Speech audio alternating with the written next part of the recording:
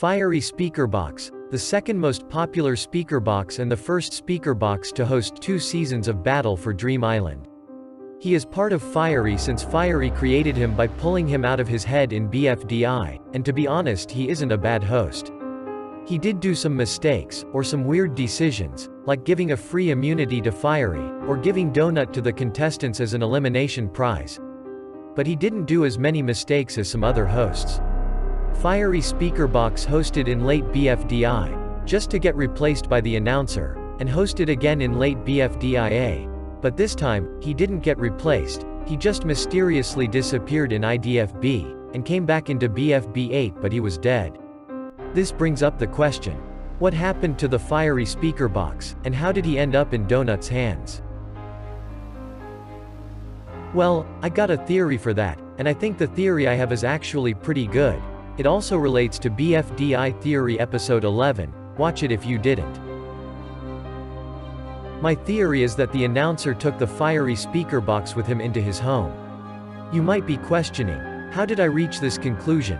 What are the evidence behind it? Well, going back to BFB 29, we all know that the announcer was the one to set up BFDIA in secret, and he is the true owner of BFDIA. He did also set up the puffball speaker box, but he did not set up the Firey speaker box, and he knew that the Firey speaker box was hosting BFDIA, and didn't seem to have any problems with it.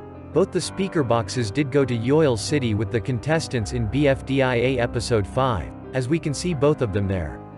The announcer mentioned that after BFDIA 5 ended he went to his home, which was also the time the Firey speaker box disappeared. This could mean that the announcer leaving had something to do with the Firey speaker box. I'm pretty sure the theory seems believable, but to make it even more believable, let's go to BFB8. The person who sort of found the Firey speaker box was Donut, and Donut was in the locker of losers back in BFDIA when Firey speaker box disappeared, so he obviously was not the reason of the Firey speaker box disappearing. If you go back to BFDI Theory episode 11, it was based on the fact that the announcer and Donut are connected. In that case, after the announcer and the Firey speaker box went to their home, Donut asked the announcer to kill the Firey speaker box for him and to chop him into 7 pieces. He gave Donut his pieces, that he used as an elimination prize.